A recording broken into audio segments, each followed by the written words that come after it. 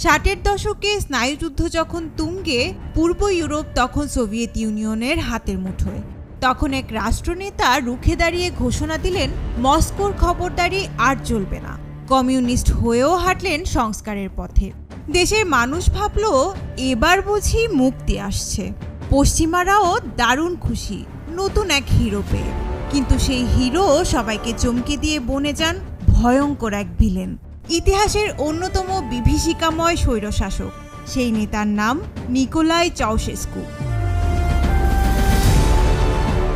1965 সালে ক্ষমতা হাতে পেলেও কবছর পর ক্ষমতায় তাকে গ্রাস করতে শুরু করে। 1971 সালে উত্তর কোরিয়া ও চীন সফরে গিয়ে তাদের শাসন ব্যবস্থা দেখে এতটাই মুগ্ধ হন যে রোমানিয়াতেও একই মডেল চালু করেন। কিম ইল সুং আর মাও সেতুং থেকে দীক্ষা নিয়ে চাউশেস্কু রোমানিয়ার সবকিছু নিজের হাতের মুঠোয় নিলেন। শুরু করলেন নিপীড়ন আর ব্যক্তি পূজা। স্কুলের বই থেকে রাস্তায় থাকা বিশাল মূর্তি, সবখানেই চাউশেস্কু আর তার স্ত্রী এলেনার প্রশংসার আরোপিত প্রয়াস।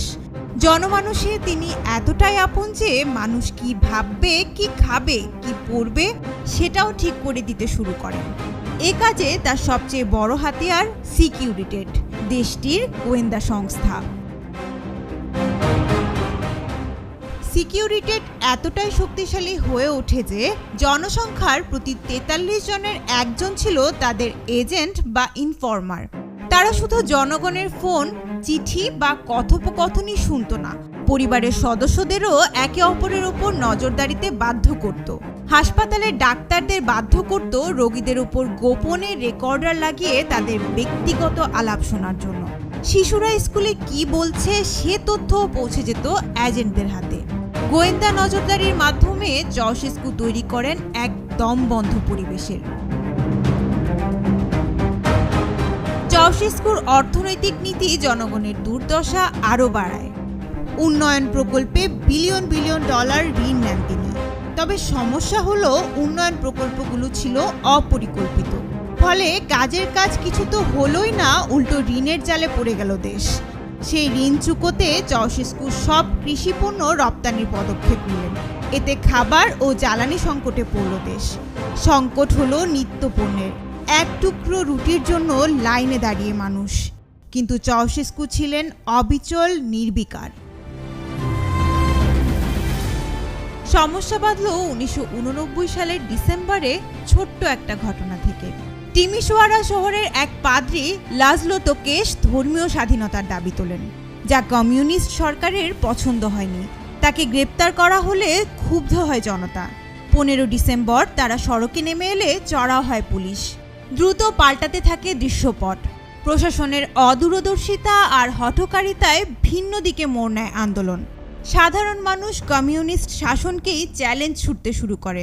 পুলিশ ও সিকিউরিটেটও বিক্ষোভকারীদের দমনে ব্যর্থ হলে মাঠে নামে সামরিক বাহিনী। সেনাদের গুলিতে অসংখ্য মানুষের প্রাণ যায়, যার খবর বিদ্যুতের মতো ছড়িয়ে পড়ে দেশ জুড়ে। স্ফুলিঙ্গের মতো ছড়িয়ে পড়ে প্রতিবাদ।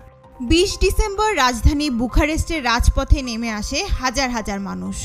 এতদিন দুঃশাসন মুখ বুঝে সহ্য করলেও এবার বাঁধ ভেঙে গেছে। প্ল্যাকার্ড ও ব্যানারে প্রথমবারের মতো চাউশেস্কুর শাসনকে চ্যালেঞ্জ জানায় তারা।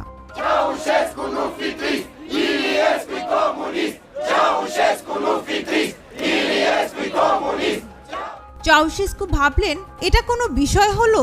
একটা ভাষণ দিলেই সব ঠিক। 21 ডিসেম্বর বিশাল জনসভা ডাকলেন তিনি। চেয়েছিলেন জনগণকে বুঝিয়ে শুনিয়ে শান্ত করে পরিস্থিতি সামলাতে। কিন্তু ঘটল উল্টো। চাউশেস্কুর বক্তব্যের শুরুতেই জনতা স্লোগান দিতে লাগলো,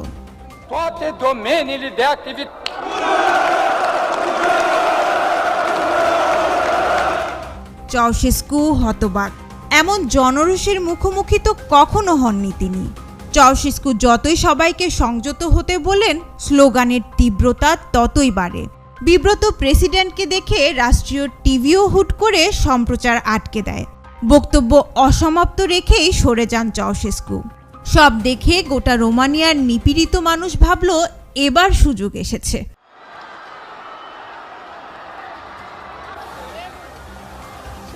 ওদিন বিকেলেই আরও বড় পরিসরে বুখারেস্টের রাজপথে নামে জনতা।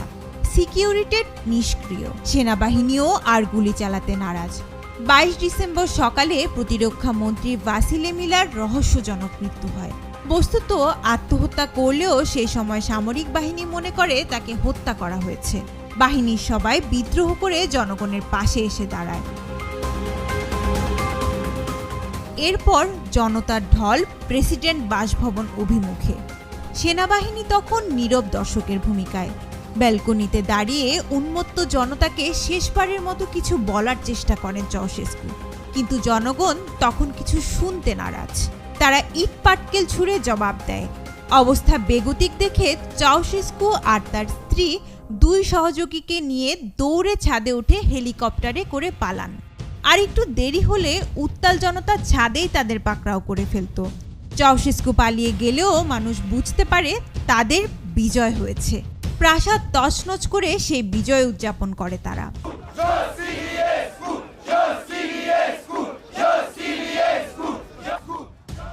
ওদিকে হেলিকপ্টারে চড়ে চাউশেস্কু ভেবেছিলেন অস্ট্রিয়া হয়ে ভ্যাটিকানে গিয়ে আশ্রয় নেবেন, কিন্তু বিধিবাম।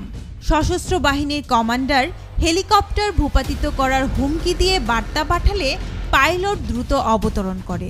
চাউশেস্কু এবার প্রাইভেট কার নিয়ে পলায়ন পর, কিন্তু ততক্ষণে শনি ভর করেছে তার উপর। সেই গাড়ির ড্রাইভারই কৌশলে তাদের ধরিয়ে দেয়। পরদিন সেনারা তাদের আটক করে। 25 ডিসেম্বর উৎসবের দিন। চাউশেস্কু এবং এলেনাকে বুখারেস্টের এক সামরিক ঘাঁটিতে নেওয়া হয়। সেখানে তড়িঘড়ি করে সামরিক আদালত বসানো হয়। 3টি অভিযোগ আনা হয় তাদের বিরুদ্ধে: গণহত্যা, অর্থনীতি ধ্বংসের ষড়যন্ত্র ও রাষ্ট্রের সম্পদ অপচয়। চাউশেস্কু এলেনা বিচারকদের ভর্ৎসনা করে দাবি করেন সব বিদেশি চক্রান্ত। তারা এখনও রোমানিয়ার বৈধ শাসক। তবে তাতে কেউ কান দেয়নি, কারণ এটি ছিল আনুষ্ঠানিকতা মাত্র।